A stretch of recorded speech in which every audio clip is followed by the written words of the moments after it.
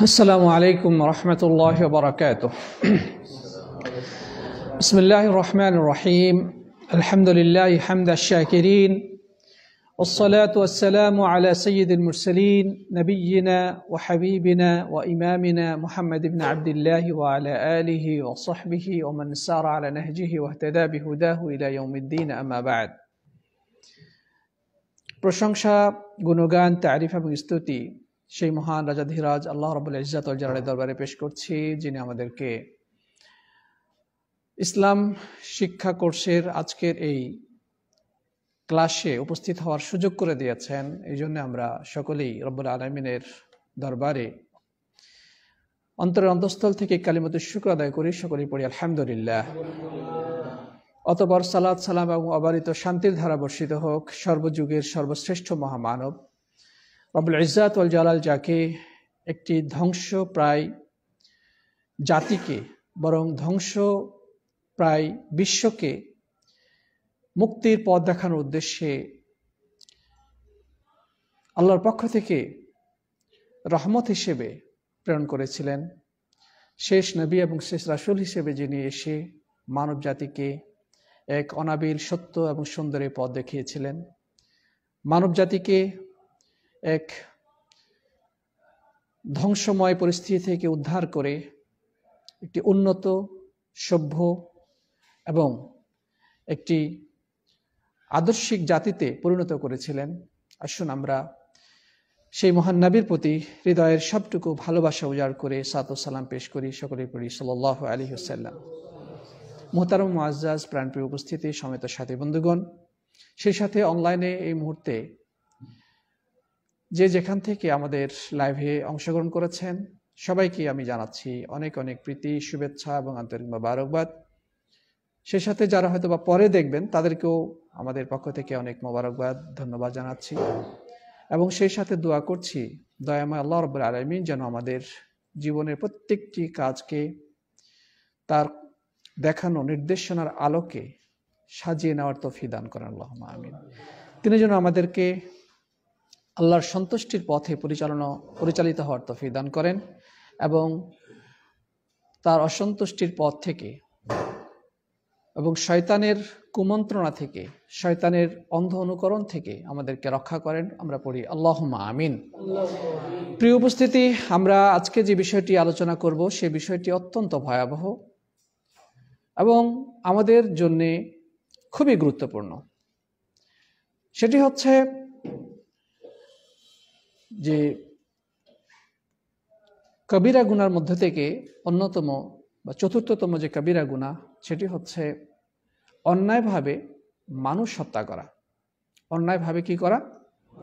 মানুষ হত্যা করা। আজকে আমরা জানব আল্লাহ রাব্বুল আলামিন মানুষের যে সম্মান দিয়েছেন, মানুষের যে মর্যাদা দিয়েছেন, মানুষের রক্তের যে মূল্য এবং মানুষের আত্মমর্যাদা, মানুষের সম্মান রক্ষা করা, এটি ইসলামের অন্যতম একটি বিধান।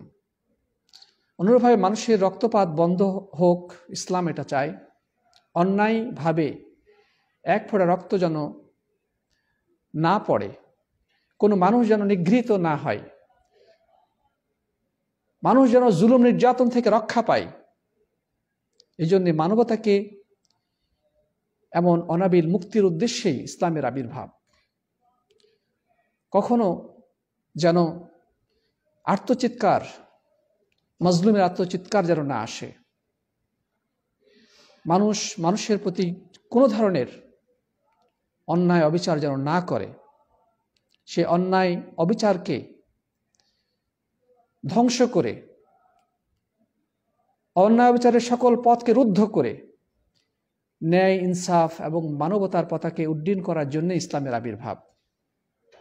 প্রিয় সাথী বন্ধুগণ, কিন্তু আমরা যদি অতীত থেকে শুরু করে ইতিহাসের দিকে নজর রাখি বা বর্তমান সময়েও যদি আমরা চতুর্দিকে তাকিয়ে দেখি, আমরা দেখতে পাব যে যুগে যুগে অত্যাচারীদের মাধ্যমে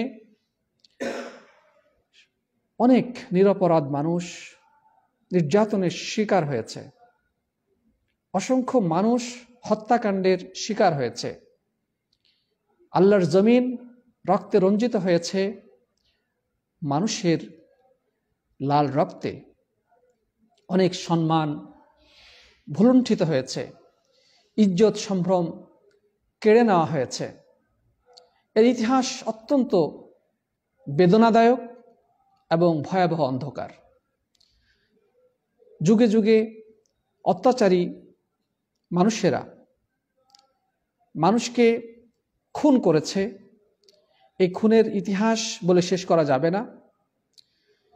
যদি আমরা ইতিহাসের দিকে তাকাই, দেখতে পাব যে কখনো ধর্মের নামে, কখনো কোনো মতবাদকে প্রতিষ্ঠা করার নামে, কখনো রাজনৈতিক স্বার্থে, কখনো নিজেদের আধিপত্যকে বিস্তার করার উদ্দেশ্যে বা সম্পদ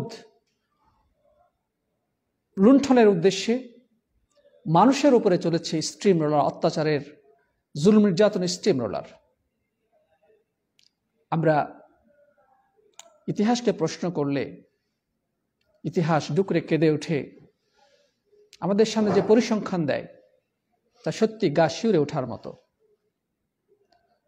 আমরা ইতিপূর্বে আমরা জানি যে এই বিশ্ব পরপর দুইটি বিশ্বযুদ্ধের সম্মুখীন হয়েছিল, ঠিক না বেঠিক? এই পৃথিবীতে ছিল নরহত্যাকারী Hitler, Joseph Stalin, Mao Zedong, Mussolini, Ashoka, তারপরে Timur Lang, Saddam, George W Bush, এরকম অসংখ্য নরঘাতক পৃথিবীর ইতিহাসকে তারা রঞ্জিত করে গিয়েছিল। এগুলো হচ্ছে বড় বড় খুনিদের ইতিহাস। বলা হয় যে হিটলার সে প্রায় 60 লক্ষ ইহুদিকে হত্যা করেছিল। কয় লক্ষ? এখানে কি উদ্দেশ্যে হত্যা করেছিল, কারণ কি, সেদিকে আমরা যাচ্ছি না, কিন্তু নিহত হয়েছিল মানুষ। তারপরে জোসেফ স্টালিন, সে ছিল খ্রিস্টান, সে হত্যা করেছিল কয় মিলিয়ন জানেন? 20 মিলিয়ন। 20 মিলিয়ন মানুষ হত্যা করেছিল। এবং 14.5 জি আমাদের গণনায়, এবং 14.5 মিলিয়ন মানুষ অসুস্থ হয়ে পরবর্তী ধুকে ধুকে মারা গিয়েছিল। মাও সেতুং, সে ছিল বৌদ্ধ টেরোরিস্ট, সে হত্যা করেছিল প্রায় 14 থেকে 20 মিলিয়ন মানুষ। 14 থেকে 20 মিলিয়ন মানুষ হত্যা করেছিল, যে বর্তমানে চীন নাকি, সে চীনে এখানে। তারপরে মুসোলিনি, সে ইটালির অধিবাসী ছিল, সেও ছিল খ্রিস্টান, সে হত্যা করেছিল 4 লক্ষের বেশি মানুষ। অশোকা, সে ছিল হিন্দু, সে হত্যা করেছিল 1 লক্ষ মানুষ। জর্জ ডব্লিউ বুশ আফগানিস্তানে, ইরাকে যে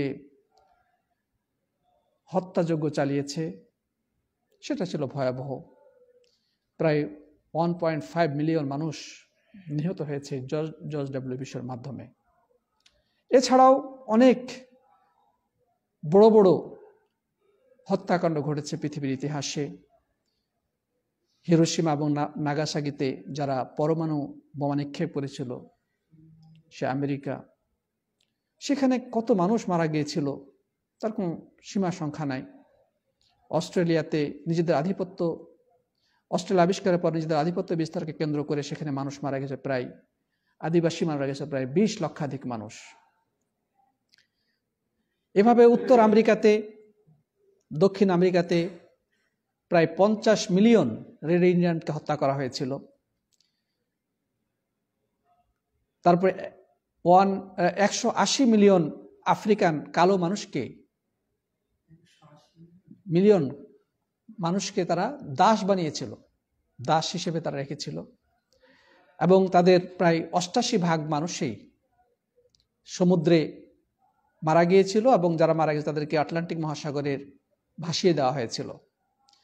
তার মানে এভাবে তৈমুর লং, সেও অনেক বড় নরঘাতক ছিল। প্রেসিডেন্ট সাদ্দামের হাতে অসংখ্য নিরপরাধ মানুষ হত্যা হয়েছে। বর্তমানে বাশার আল আসাদের মাধ্যমে, বাশার আল আসাদ সিরিয়ার প্রেসিডেন্ট, সেখানে কত মানুষ যে হত্যাকাণ্ডের শিকার, কত মানুষ ঘর বাড়ি থেকে বিতাড়িত, মানুষকে মানে তারা ধ্বংস করে ছেড়েছে এবং চলতেছে এখনো। সে রাশিয়া এবং ইউক্রেনের যুদ্ধ বর্তমানে চলছে। মরতেছে কারা? মানুষ মরতেছে। সে কোন ধর্মের, কোন জাতি, কোন বর্ণ, এগুলো আমাদের দেখার বিষয় না, কিন্তু মানুষ নিহত হচ্ছে। প্রিয় ভাইরা আমার, হ্যাঁ, ইসলামের বিধান অনুযায়ী যখন কাফেররা মুসলিমদের পথ রুদ্ধ করতে এসেছে, তখন প্রতিরোধ যুদ্ধ হয়েছে, তখন আত্মরক্ষামূলক অনেক যুদ্ধ ঘটেছে, বা অনেক ক্ষেত্রে আক্রমণাত্মক যুদ্ধ ঘটেছে। কিন্তু আমরা যদি এই সমস্ত বড় বড় হত্যাকাণ্ড এবং লোমহর্ষক এই সমস্ত ঘটনাকে সামনে নিয়ে দেখি, সেখানে মুসলিমদের মাধ্যমে মানুষ হত্যার পরিমাণ তুলনামূলকভাবে খুবই কম, খুবই নগণ্য। এটা কিন্তু এটা শিশুতুল্য তাদের তুলনায়। প্রিয় সাথী বন্ধুগণ, যাই হোক, আমি সেদিকে যাচ্ছি না। কিন্তু কারা মরেছে? এই তো রক্তে মাংসে গড়া মানুষ। মানবতা ভুলুণ্ঠিত হয়েছে বারবার। অথচ ইসলাম চাই পৃথিবীর বুকে একটি শান্তিময় এই বসুন্ধরা উপহার দিতে, জাতিকে রক্তপাত মুক্ত উপহার দিতে চাই একটি পৃথিবী। তাই তো রাসূল আকরাম সাল্লাল্লাহু আলাইহি ওয়াসাল্লাম বিদায় হজ্জের সময় ঘোষণা করেছিলেন। তিনি বক্তব্য দেওয়ার সময় সাহাবীদেরকে লক্ষ্য করে বললেন, ইয়া আইয়ুহান নাস আইয়ু ইয়াউমিন হাদা, আজকের এই দিনটা কোন দিন? তারা বললেন, ইয়াউমুন হারাম, আজকে হচ্ছে অত্যন্ত এটা হারাম দিন, মানে মর্যাদাপূর্ণ দিন। ফাকাল আইয়ু বালাদিন হাদা, এই শহরটা কোন শহর? মক্কা শহর যেটা।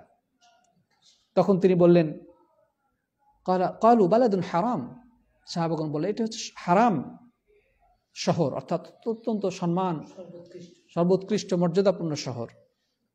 ক্বালা ফাআইয়ু শাহরিন হাদা, তখন প্রশ্ন করলেন আবার, আজকে এই মাসটা কোন মাস?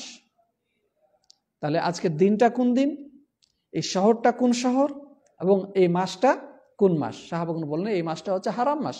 আমরা জানি হারাম মাস কয়টা? 4টা।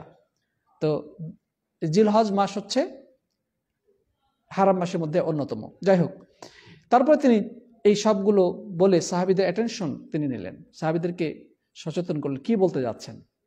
এরপরে তিনি বললেন, এই সবগুলো সাহাবীগণ যখন বললেন, তখন তিনি এবার সাহাবীদের লক্ষ্য উদ্দেশ্য করে বললেন যে ফাইন্না দিমাআকুম ওয়া আমওয়ালুকুম, ফাইন্না দিমাআকুম ওয়া আমওয়ালাকুম ওয়া আ'রাদাকুম হারামুন কা হুরমাতি ইয়াউমিকুম হাদা ফি বালাদিকুম হাদা ওয়া ফি শাহরিকুম হাদা ওয়া আ'আদাহা মিরারান।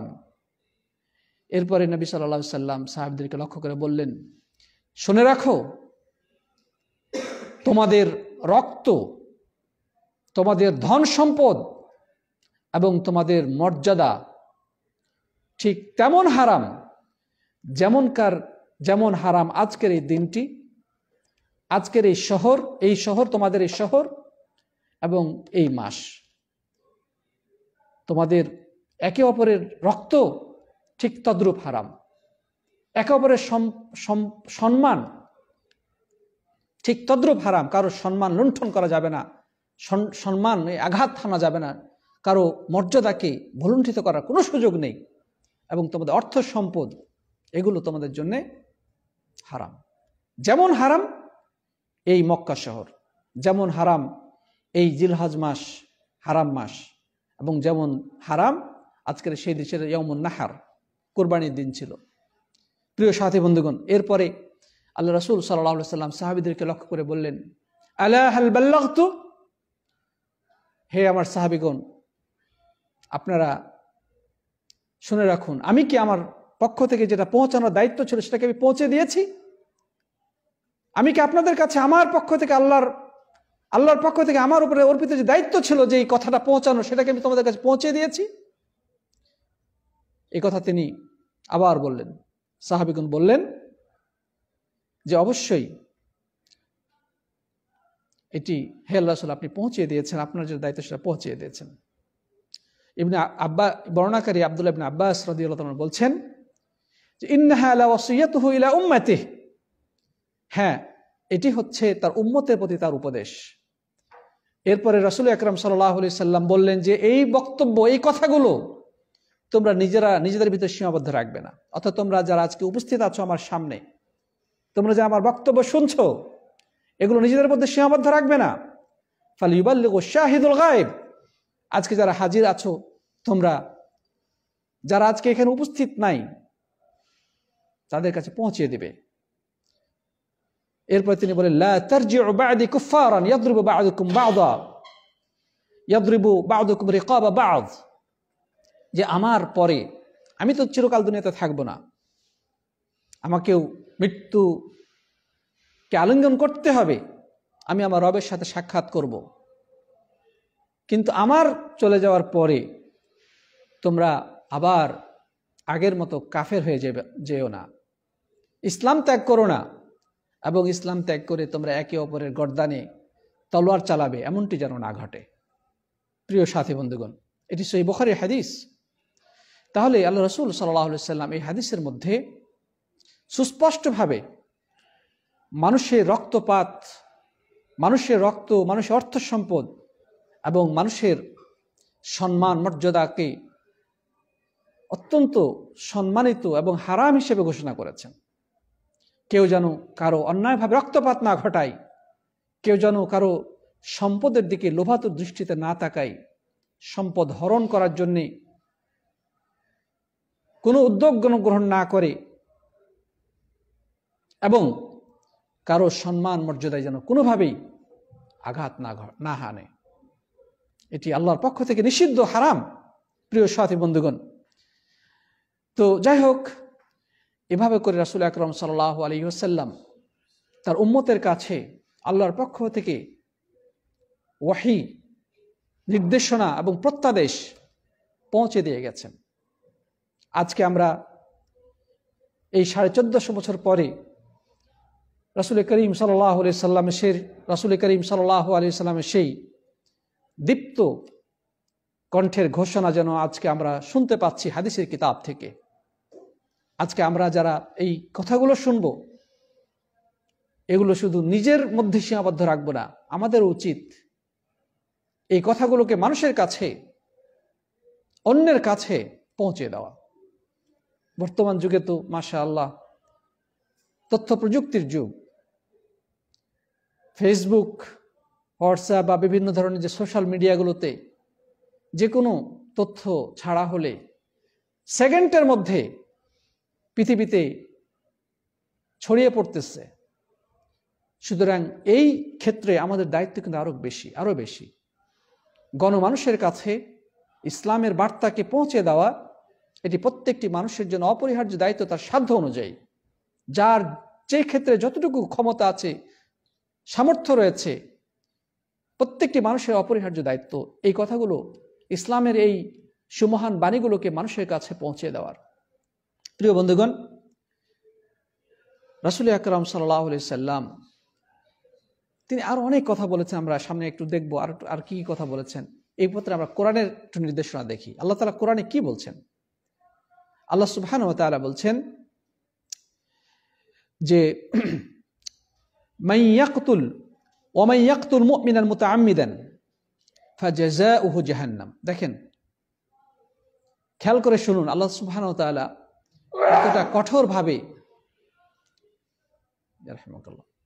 কতটা কঠোরভাবে মানুষ হত্যার ব্যাপারে মানব জাতিকে সতর্ক করেছেন। আল্লাহ সুবহানাহু ওয়া তাআলা বলছেন ওয়ামান ইয়াকতুল মুমিনান মুতাআম্মিদান ফাজাযাউহু জাহান্নাম খালিদান ফিহা ওয়া গাদিবাল্লাহু আলাইহি ওয়া লা'নাহু ওয়া আ'আদ্দা লাহু আযাবান আযীমা। আল্লাহ তাআলা বলছেন, যে ব্যক্তি কোন ইমানদারকে হত্যা করলো তার পরিণতি কি? আল্লাহ তাআলা তার প্রতিদান হচ্ছে জাহান্নাম। তার প্রতিদান কি? জাহান্নাম। মানে আল্লাহ তাআলার প্রজ্বলিত লেলিহান অগ্নি তার ঠিকানা। যে ব্যক্তি কোনো মানুষকে, কোনো ইমানদার কি করলো? হত্যা করলো। এটা এক নম্বর। খালিদান ফিহা, সে সেখানে অনন্তকাল ধরে অবস্থান করবে। সে সেখানে অনন্তকাল ধরে চিরস্থায়ীভাবে সেখানে অবস্থান করবে। 3 নম্বর, ওয়াগাদিবাল্লাহু আলাইহি, আল্লাহ তার প্রতি ক্রোধান্বিত। আল্লাহ রাব্বুল আলামিন তার প্রতি রাগান্বিত, সে আল্লাহ তাআলার ক্রোধের শিকার। 4 নম্বর, ওয়া লাআনাহু, এবং আল্লাহর লানত তার উপরে বর্ষিত হবে। লানত মানে আল্লাহর রহমত থেকে তাকে বঞ্চিত করা হবে। লানত শব্দ অর্থ কি? আল-ইবআদ মিন রাহমাতিল্লাহ, আল্লাহর রহমত থেকে বঞ্চিতকরণ, মানে অভিশাপ যাকে আমরা বলি, কিন্তু এটার শাব্দিক অর্থ হচ্ছে আল্লাহর দয়া থেকে বঞ্চিত করা। প্রিয় সাথী বন্ধুগণ, তারপরে 5 নম্বর হচ্ছে ওয়া আ'আদ্দা লাহু আযাবান আযীমা, এবং আল্লাহ তাআলা তার জন্য রেখেছেন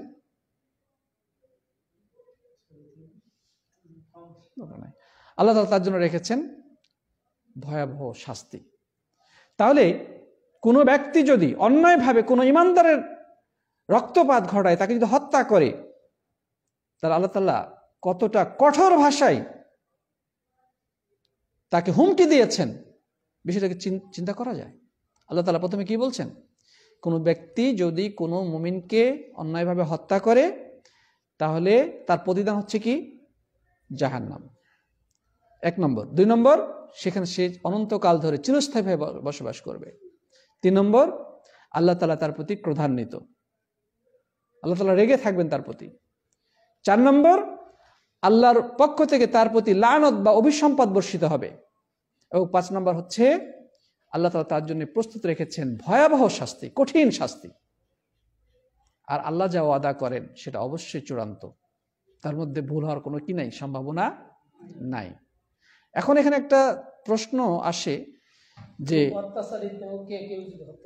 হ্যাঁ বলি তো, এখন একটা প্রশ্ন আসে এই জায়গাতে যে কেউ যদি কাউকে হত্যা করে তাহলে সে জাহান্নামে থাকবে, এটা ঠিক আছে, জাহান্নামে শাস্তি হবে, কিন্তু সে কি চিরস্থায়ীভাবে জাহান্নামে থাকবে? এখানে একটা মাসলা আমাদের জানা দরকার। দেখেন, এখানে বলা হয়েছে চিরস্থায়ীভাবে জাহান্নামে থাকবে, অনন্তকাল ধরে জাহান্নামে থাকবে। তো কোরআনের এক আয়াত অন্য আয়াত দ্বারা কি হয়, মানে ব্যাখ্যা করা হয়। কোরআনের এক আয়াতকে অন্য আয়াতে ব্যাখ্যা করা হয়। যেমন আল্লাহ তাআলা বলছেন যে ইন্নাল্লাহা লা ইয়াগফিরু আন ইউশরাকা বিহি ওয়া ইয়াগফিরু মা দুনা যালিকা লিমান ইয়াশা, যে আল্লাহ তাআলার সাথে যদি শিরক করা হয় তিনি শিরকের গুনাহ ক্ষমা করবেন না। শিরক ছাড়া যত গুনাহ রয়েছে আল্লাহ তাআলা যাকে খুশি তিনি কি করতে পারেন, ক্ষমা করতেও পারেন।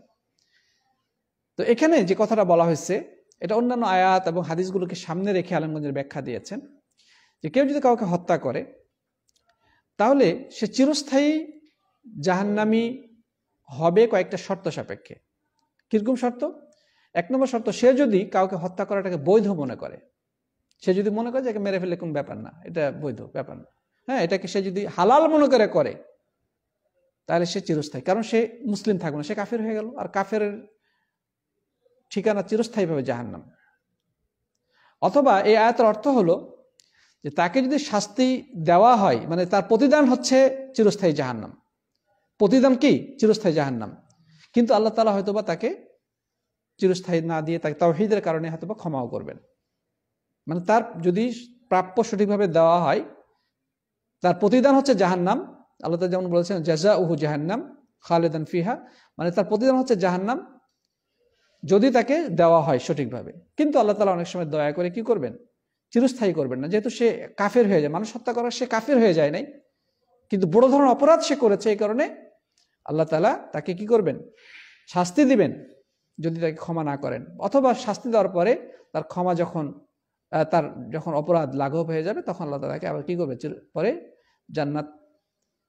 জান্নাতে প্রবেশ করাবেন, জাহান্নাম থেকে মুক্তি দিবেন। এটা হচ্ছে আহলুস সুন্নাহ ওয়াল জামাতের আকীদা। পক্ষান্তরে খারেজি আকীদা হলো, খাওয়ারেজরা মনে করে যে কবিরা গুনাহ করলে মানুষ ইসলাম থেকে বের হয়ে যায় এবং সে চিরস্থায়ীভাবে জাহান্নামী হয়ে যায়। কথা বোঝা গেছে কিনা? এটা খারেজি আকীদা, খেয়াল রাখতে হবে। কিন্তু আহলুস সুন্নাহ ওয়াল জামাতের যেটা সঠিক আকীদা, যে কবিরা গুনাহ করলে মানুষ চিরস্থায়ীভাবে জাহান্নামী হবে না, অর্থাৎ ইসলাম থেকে বহিষ্কৃত হবে না, তবে আল্লাহর সে ক্ষমার আওতাধীন থাকবে। আল্লাহ তাআলা ইচ্ছা করলে তাকে ক্ষমা করতে পারে, তার ভিতরে ঈমান থাকার কারণে, তাওহীদ থাকার কারণে। একটা হাদিসে আছে যে কারোর মধ্যে যদি একেবারে সরিষার দানার সময় ঈমান থাকে, তখন আল্লাহ শেষ অবস্থা থেকে জাহান্নাম থেকে বের করে জান্নাতে প্রবেশ করাবেন। আবার পাশাপাশি সে যদি তওবা করে, ঠিক আছে, তওবা করে আল্লাহ তাআলা তা কি করবেন? ক্ষমা করবেন। আরো কথা আছে, তওবার বিষয় রয়েছে। তারপরে দুনিয়াতে যদি তার মানে কিসাস বাস্তবায়ন করা হয়, তাহলে আখিরাতের জন্য সেটা তার জন্য হয়ে যায়, শাস্তি হয়ে যায়, কি হয়, তার জন্য এটা কাফারা হয়ে যায়। হ্যাঁ, এই ধরনের অনেক ব্যাপার রয়েছে। তারপরে তো যে কথা বলা হচ্ছে যে কেউ যদি কাউকে হত্যা করে তাহলে তার শাস্তি হচ্ছে চিরস্থায়ী জাহান্নাম, কিন্তু আল্লাহ তাআলা হয়তোবা অন্যান্য বিভিন্ন কারণে তাকে শাস্তি দেওয়ার পরে অবশ্যই সে ক্ষমা করবেন, অথবা দুনিয়াতে যদি তার শাস্তি হয়ে থাকে, কিসাস হয়ে থাকে, আখিরাতে আল্লাহ তাআলা তাকে হয়তোবা মাফ করে দিতে পারেন, ইত্যাদি বিভিন্ন ব্যাখ্যা আলেমগণ দিয়েছেন। আচ্ছা, দেখেন আনাস ইবনে মালিক রাদিয়াল্লাহু আনহু এই হাদিসটি, নবী করিম সাল্লাল্লাহু আলাইহি ওয়াসাল্লাম বলেছেন যে সবচেয়ে বড় কবিরা গুনাহ, সবচেয়ে বড় গুনাহ কোনটা? এর আগে আমরা আলোচনা করেছি, সেটা কি? আল্লাহর সাথে শিরিক করা। পৃথিবীতে যত অপরাধ রয়েছে, যত গুনাহ রয়েছে, যত পাপাচার রয়েছে, সবচেয়ে বড় পাপ কোনটি? আল্লাহর সাথে শিরিক করা। প্রিয় বন্ধুগণ, এরপরে নবী সাল্লাল্লাহু আলাইহি ওয়াসাল্লাম বললেন ওয়াকাতলুন নাফস, এরপরে হচ্ছে মানব হত্যা। এরপরে কি? মানব হত্যা। এরপরে উকুকুল ওয়ালিদাইন, পিতামাতার অবাধ্যতা, বাবা মার নির্দেশকে উপেক্ষা করে চলা, অমান্য করা, বাবা মাকে কষ্ট দেওয়া, এগুলো। আর এটা হচ্ছে ওয়াকাউলুজ জুর, এবং হচ্ছে মিথ্যা সাক্ষ্য দেওয়া। তাহলে আনাস রাদিয়াল্লাহু আনহু কর্তৃক বর্ণিত, নবী আকরাম সাল্লাল্লাহু আলাইহি ওয়াসাল্লাম বলেছেন যে সবচেয়ে বড় গুনাহ হচ্ছে আল্লাহর সাথে শিরিক করা, তারপরে মানুষ হত্যা, পিতামাতার অবাধ্যাচরণ করা এবং মিথ্যা সাক্ষ্য দেওয়া। সহিহ বুখারীতে বর্ণিত হয়েছে। আব্দুল্লাহ ইবনে উমর রাদিয়াল্লাহু তাআলা আরেকটি হাদিস বর্ণিত হয়েছে, তিনি বলেছেন লা জাওয়ালুদ দুনিয়া আহওয়ানু আলাল্লাহি মিন কাতলি রাজুলিন মুসলিম, যে আল্লাহর কাছে মানুষ হত্যা এতটাই ভয়াবহ যে একজন মুসলিম ব্যক্তিকে যদি হত্যা করা হয়, এর থেকে পৃথিবী ধ্বংস হয়ে যাওয়া আল্লাহর কাছে সহজ। আল্লাহর কাছে নগণ্য পৃথিবীতে ধ্বংস হয়ে যাওয়া একজন ইমানদার ব্যক্তিকে হত্যা করার থেকে।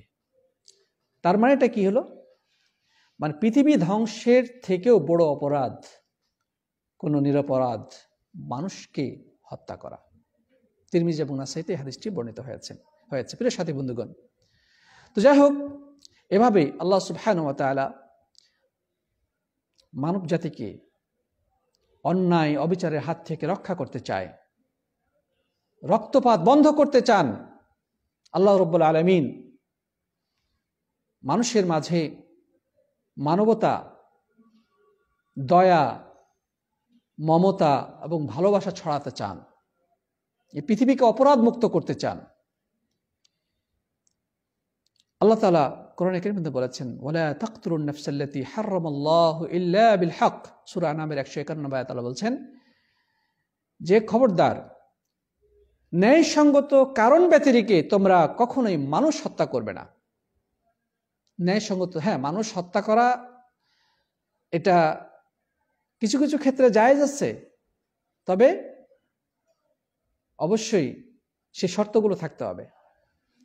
যেমন একটা হাদিসে নবী করিম সাল্লাল্লাহু আলাইহি ওয়াসাল্লাম বলেছেন ন্যায়সঙ্গত হত্যা যেটা, সেটা কোনটা? ন্যায়সঙ্গত হত্যা যদি কোনো মানুষ আরেকজন মানুষকে হত্যা করে, তাহলে হত্যাকারীর শাস্তি হচ্ছে কিসাস, মানে তাকেও হত্যা করতে হবে। সে যদি চোখ উপড়ে ফেলে, তারও চোখ উপড়ে ফেলতে হবে। সে যদি কারো দাঁত ভাঙে, তাহলে তারও দাঁত ভেঙে ফেলতে হবে। সে যদি কারো নাক কাটে, তাহলে তারও নাক কেটে ফেলতে হবে। সে যদি কারো কানকে অকেজো করে, তাহলে তার কান অকেজো করে ফেলতে হবে। মানে যেমন অপরাধ তেমন এটার শাস্তি, এটা যদি বাস্তবায়ন করা হতো তাহলে কি এত সহজে এই অপরাধ ঘটতো? মানুষ এত সহজে দুঃসাহস দেখাতো মানুষের গায়ে হাত তুলতে? কোনোভাবেই সম্ভব হতো না। যাই হোক, অনেক কথা। বর্তমান বিশ্বে আলহামদুলিল্লাহ আমরা বলবো আল্লাহর জমিনের উপরে এমন একটি দেশ রয়েছে যে দেশে এখন পর্যন্ত এই আল্লাহর এই গুরুত্বপূর্ণ এই বিধান, কিসাসের বিধানটা বলবৎ রয়েছে। সেটি হচ্ছে সৌদি আরব, যেটা একমাত্র পৃথিবীর বুকে এখন পর্যন্ত যে দেশে কিসাস বাস্তবায়িত হয়, হত্যার বিনিময়ে হত্যা। আমাদের জুবেলেও বেশ একাধিক এই কিসাসের ঘটনা ঘটেছে। আমরা এখানে একবার দেখতে গিয়েছিলাম, ওই ইটাকে বলা হয় আপনার মাখাজিন কুবরা, যেটা বর্তমানে পান্ডা, তার সামনে যে একটা বড় মসজিদ আছে ওখানে, সেই বড় মসজিদের সামনে একবার ঘোষণা করা হলো যে একটা কিসাস বাস্তবায়ন করা হবে প্রকাশ্যে, একেবারে জনসম্মুখে। এখানে আমরা হাজার হাজার মানুষ গেছি দেখতে। মানুষ তো মানে ভিড়ে চতুর্দিকে একদম লোকে লোকারণ্য, ঠিক আছে। তো যাই হোক, চতুর্দিকে পুলিশ টুলিশ দিয়ে একেবারে নিশ্ছিদ্র নিরাপত্তা। তো রাস্তার মাঝখানে মানুষ, হাজার হাজার মানুষের সামনে তাকে নিয়ে আসা হলো এবং তার শিরোচ্ছেদ করা হলো এবং সাথে সাথে করে নিয়ে ওই অ্যাম্বুলেন্সে করে একেবারে নিয়ে চলে যাওয়া হলো, ঠিক আছে। তো সে দৃশ্যটা আমরা মানে দেখতে গেছিলাম, যদিও মানুষের ভিড় আমি দেখতে পাইনি, কিন্তু যারা সরাসরি সচক্ষে আমরা গেছিলাম আর কি দেখতে। আলহামদুলিল্লাহ। অপরাধ ছিল কি, সেই একটা যুবক ছেলে তার মাকে হত্যা করেছিল, সৌদি নাগরিক। তার মাকে কি করেছিল? 3 বছর কেস চলেছে, 3 বছর বিভিন্ন সাক্ষ্য প্রমাণ, এভিডেন্স, ডকুমেন্ট সবকিছু মাধ্যমে মানে সন্দেহাতীতভাবে তার অপরাধ প্রমাণিত হয়েছে। ফলে আল্লাহর এই বিধান জনসম্মুখে বাস্তবায়ন করা হয়েছে। আলহামদুলিল্লাহ। এরকম ঘটনা প্রায় ঘটে, মানে হত্যার বিনিময়ে হত্যা। কোথায় কোথায়? হ্যাঁ, অনেক হয়েছিল। 8 জন বাংলাদেশিকে হত্যার বিনিময়ে হত্যা করা হয়েছিল। আমরা এটা তো মানে এটা মোটামুটি আমাদের ভাইরাল হয়েছিল। একজন মিশরি,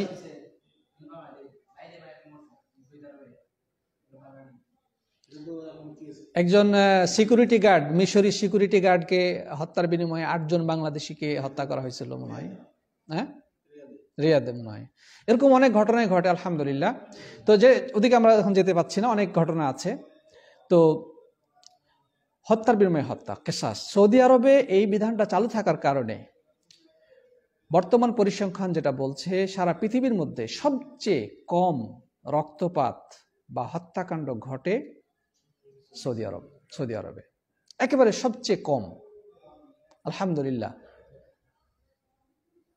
তো এটাই হচ্ছে কিছুটা ইসলামী আইন বাস্তবায়ন থাকার কারণে মানুষ শান্তি নিরাপত্তার সাথে এখানে বসবাস করতে পারতেছে, আলহামদুলিল্লাহ। অনেক শান্তি নিরাপত্তা। আমাদের দেশে যে পরিমাণ ডেইলি রক্তপাত ঘটে, প্রতিদিন যে পরিমাণ মানুষ খুন হয়, সেখানে মাসের হিসাব বাদ দেন আপনি, সারা সৌদি আরবে সারা বছরে যে পরিমাণ খুন হয় বা রক্তপাত ঘটে, আমার মনে হয় যে আমাদের দেশে প্রতিদিন এই পরিমাণ হয়।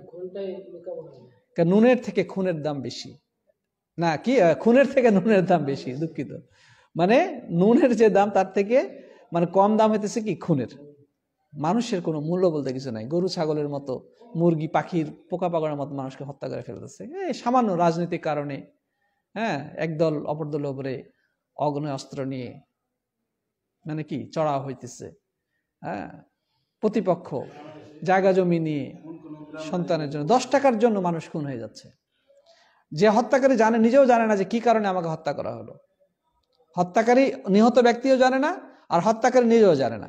হত্যাকারী জানে না কেন তাকে মারতেছে, আর যে নিহত হলো সেও জানে না যে কি অপরাধ ছিল তার।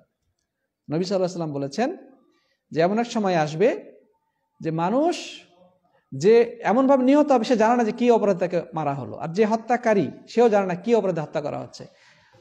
হত্যাকারীকে গ্রেফতার করে জিজ্ঞাসাবাদ করা হয়েছে যে কেন হত্যা করেছো? আমি জানি না কি অপরাধ, আমাকে বড় ভাইয়ের নির্দেশ, উপরের নির্দেশ। শেষ। উপর থেকে বলা হয়েছে, উনি গুলি করে দিচ্ছে, ব্যাস। কিন্তু অপরাধ কি জানা নেই। আর যে লোকটা মারা গেল নিজেও জানে যে আমি কি অপরাধ করেছিলাম। প্রিয় সাথী বন্ধুগণ, তো নবী আল্লাহ রাব্বুল আলামিন মানুষের রক্তকে অনেক মর্যাদাবান হিসেবে উল্লেখ করেছে। এখানে কি বলা হলো যে সারা দুনিয়াটা ধ্বংস হয়ে যাওয়া আল্লাহর জন্য সহজ, একজন ইমানদারের নিহত হওয়ার থেকে, একজন ইমানদার ব্যক্তি খুন হবে, এটা থেকে পৃথিবীটা ধ্বংস হয়ে আল্লাহর কাছে কি সহজ। সাথী বন্ধুগণ, তারপরে একটি হাদিসে নবী আকরাম সাল্লাল্লাহু আলাইহি ওয়াসাল্লামকে প্রশ্ন করা হলো। হাদিসটি বর্ণনা করেছেন আব্দুল্লাহ ইবনে মাসউদ রাদিয়াল্লাহু তাআলা। তিনি বলছেন যে রাসূল করিম সাল্লাল্লাহু আলাইহি ওয়াসাল্লামকে প্রশ্ন করা হয়, আল্লাহ রাসূল, আইয়ুজ যামবি আযম, সবচেয়ে বড় গুনাহ কোনটি, সবচেয়ে বড় পাপ, সবচেয়ে বড় অপরাধ কি?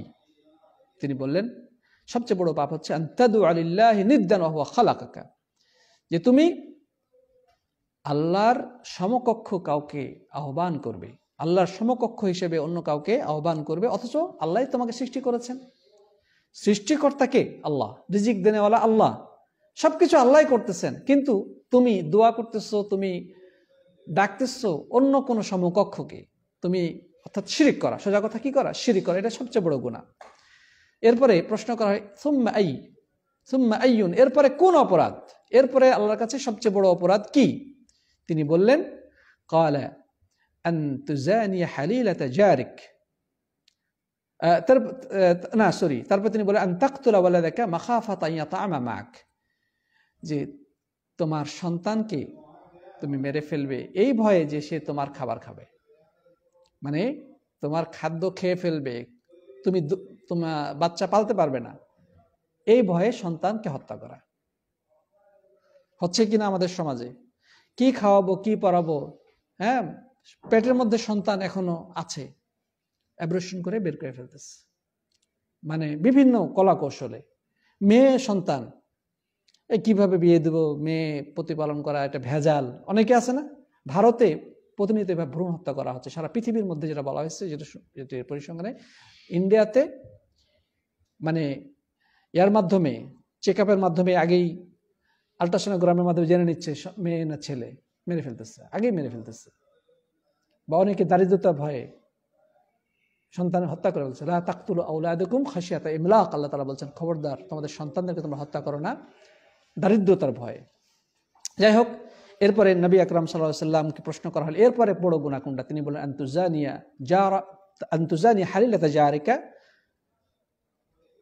যে তুমি তোমার প্রতিবেশীর স্ত্রীর সাথে তুমি জিনায় লিপ্ত হবে, এটা আল্লাহর কাছে বড় ধরনের অপরাধ। এরপর আল্লাহ তাআলা আল্লাহ সুবহানাহু ওয়া তাআলা এই কথাগুলোর সত্যায়নে কোরআন আয়াত নাজিল করে বলেছেন ওয়াল্লাযীনা লা ইয়াদউনা মা আল্লাহি ইলাহান আখার, যে যারা আল্লাহর সাথে অন্য কোনো উপাস্যকে আহ্বান করে না, ডাকে না। ওয়ালা ইয়াকতুলুনা আন-নাফস আল্লাতী হারামাল্লাহু ইল্লা বিল হক, এবং যারা ন্যায়সঙ্গত কারণ ব্যতিরেকে কোনো নিরপরাধ মানুষকে হত্যা করে না। ওয়ালা ইয়াজনুন, এবং যারা জিনা ব্যভিচারে লিপ্ত হয় না। ওয়ামান ইয়াফআল যালিকা ইয়ালকা আসামা, কেউ যদি এই অপরাধগুলো করে তাহলে সে পাপিষ্ঠ হিসেবে পরিগণিত হবে।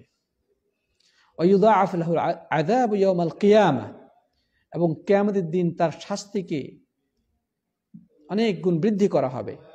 ওয়ায়ুখলাদ ফীহি মুহানা, এবং সে লাঞ্ছিত অবস্থায় চিরস্থায়ীভাবে সেখানে অবস্থান করবে। তবে হ্যাঁ, ইল্লা মান তাবা ওয়া আমানা ওয়া আমিলা সালিহান ফাউলাইকা ইউবাদদিরুল্লাহু সাইয়্যাতিহিম হাসানাতিন, তবে আল্লাহ তাআলা আমাদেরকে মুক্তির পথও রেখেছেন। মানুষ গুনাহ করে ফেলেছে, অপরাধ করতেই পারে, অপরাধ মানুষের দ্বারা ঘটে যেতে পারে, কিন্তু আল্লাহ তাআলা দয়া করে আমাদের জন্য সে অপরাধ থেকে বাঁচার পথ রেখেছেন। হ্যাঁ, এরপরে কেউ যদি ঈমান আনে এবং তওবা করে, সৎ আমল করে, ঈমান আনে এবং সৎকর্ম করে, তওবা করে, ঈমান আনে, সৎকর্ম করে, কি করতে হবে? তওবা করতে হবে অপরাধ থেকে, ঈমান আনতে হবে এবং সৎকর্ম করতে হবে। কেউ যদি এগুলো করে, আল্লাহ তাআলা কতটা দয়ালু দেখেন। ফাউলাইকা ইউবাদদিরুল্লাহু সাইয়্যাতিহিম হাসানাতিন, আল্লাহ তাআলা এদের অপরাধগুলোকে নেকিতে রূপান্তরিত করে দেবেন। সুবহানাল্লাহ। একটা মানুষ অপরাধ করেছে, গুনাহ করেছে, পাপ করেছে, কিন্তু সে যদি তওবা করে, সৎকর্ম করে, ঈমান আনে, তাহলে ওই যে অপরাধগুলো সে করেছিল এগুলোকে নেকিতে আল্লাহ তাআলা কি করবেন? চেঞ্জ করে দেবেন, পরিবর্তন করে দেবেন। সুবহানাল্লাহ। কনভার্ট করে দেবেন, মানে গুনাহ থেকে নেকিতে কনভার্ট করে দেবেন। সুবহানাল্লাহ ওয়া বিহামদি। সূরা ফুরকানের 64 থেকে সূরা ফুরকানের 68 থেকে 70 নম্বর আয়াত আল্লাহ তাআলা এই কথা বলেছেন, এবং এই হাদিসটি সহিহ বুখারী মুসলিমে বর্ণিত হয়েছে। এবং আর অনেক আছে। রাসূল করিম সাল্লাল্লাহু আলাইহি ওয়াসাল্লাম একটি হাদিসের মধ্যে বলেছেন, যেটি বর্ণনা করেছে আবু হুরায়রা রাদিয়াল্লাহু তাআলা আনহু, ইজতানিবুস সাবআল মুবিকাত, তোমরা 7টি ধ্বংসাত্মক কাজ থেকে দূরে থাকবে। কয়টি ধ্বংসাত্মক কাজ? 7টি। সাহাবাগণ প্রশ্ন করলেন যে হে রাসূল, সেগুলো কি? তিনি বললেন, আশ-শিরকু বিল্লাহ, প্রথম কি?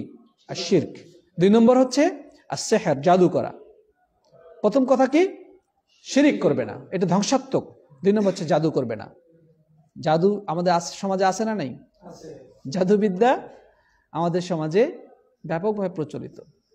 হ্যাঁ, জাদুবিদ্যা, বান মারা, যেটাকে বলা হয় বান বা জাদু টোনা, হ্যাঁ, এভাবে করে স্বামী স্ত্রীর মাঝে গন্ডগোল লাগায়, মানুষের উপরে বান বের, মানুষকে ধ্বংস করে, অসুস্থ হয়ে যায়।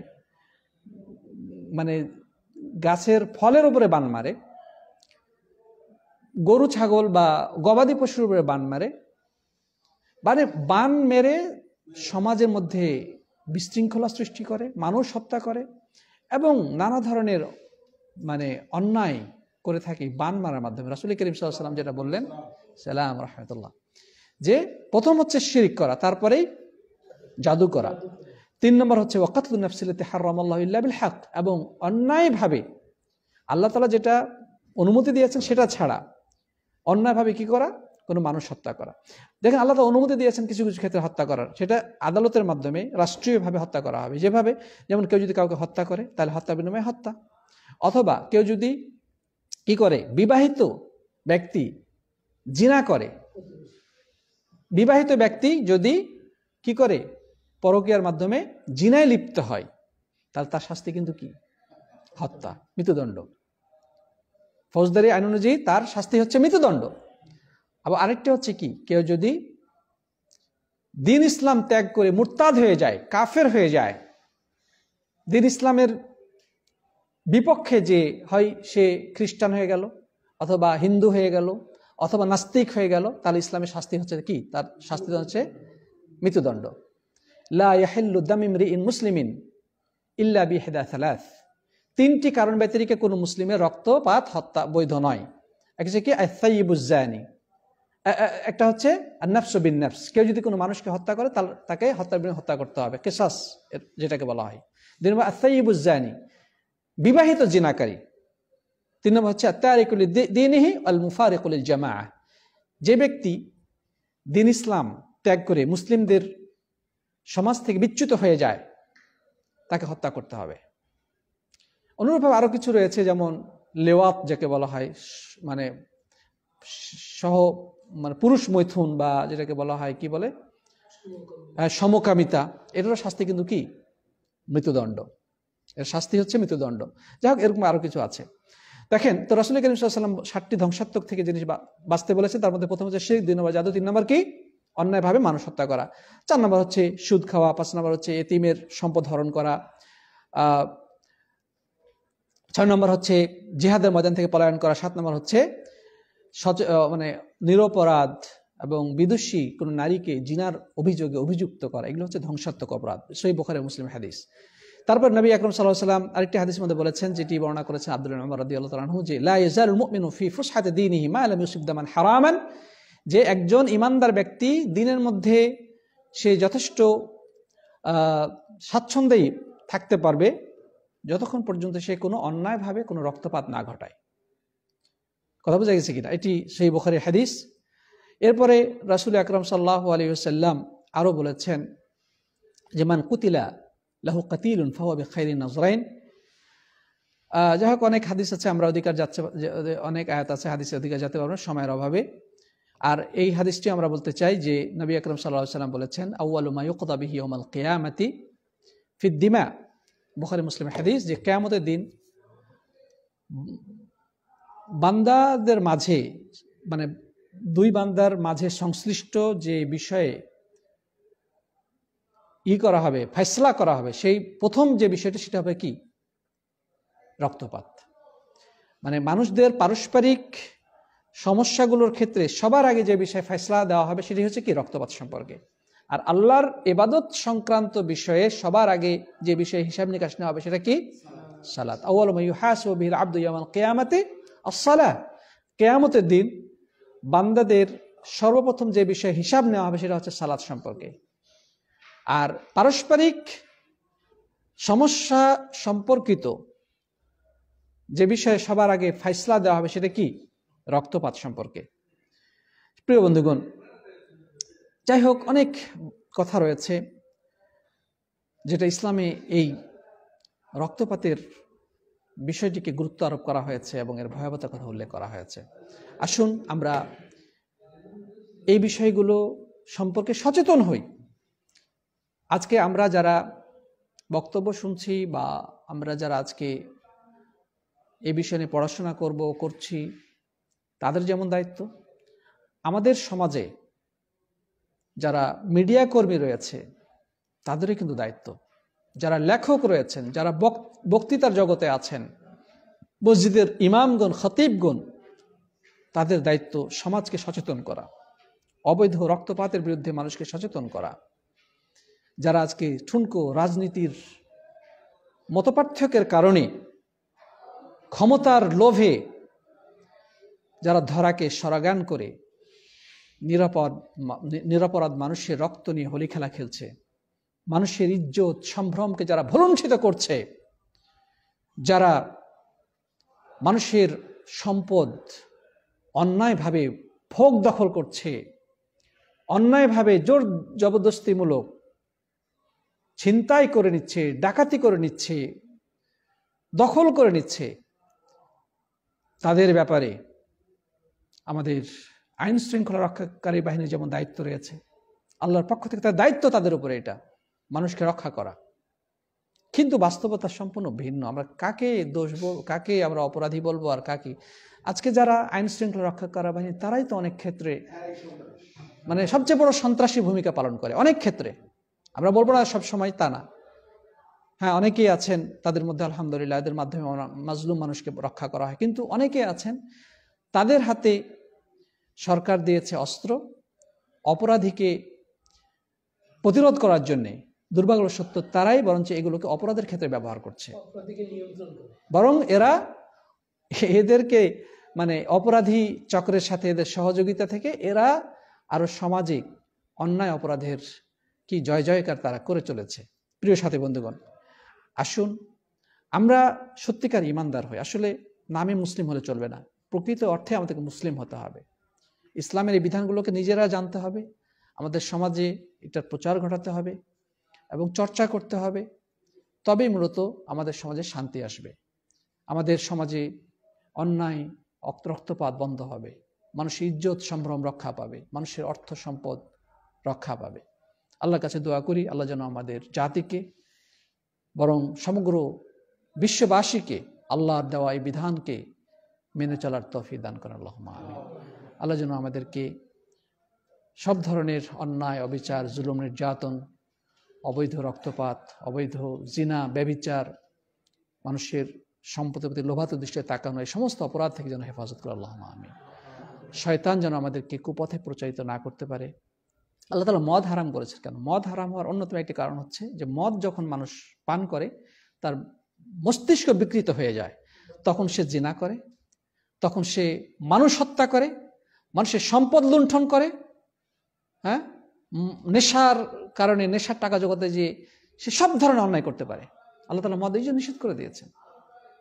কথা বোঝা গেছে কিনা?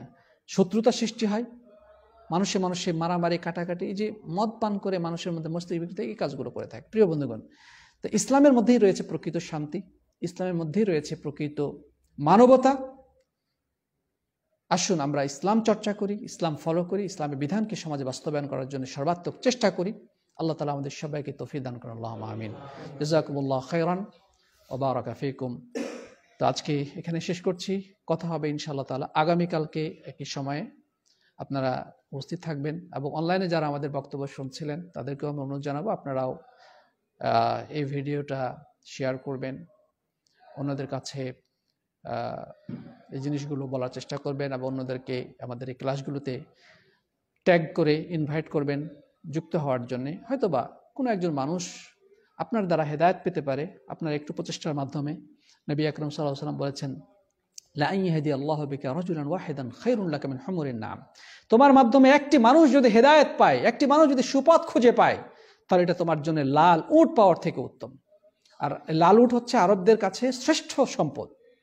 একজন মানুষও যদি আপনার এই একটা শেয়ারের মাধ্যমে, একটু ইনভাইটের মাধ্যমে, একটু ট্যাগ দেওয়ার মাধ্যমে, একজনকে বলার মাধ্যমে তার ভিতরে যদি একটু পরিবর্তন আসে, ইনশাআল্লাহ আপনি উপকৃত হবেন, সওয়াব পাবেন। আল্লাহ তাআলা সবাইকে তৌফিক দান করুন।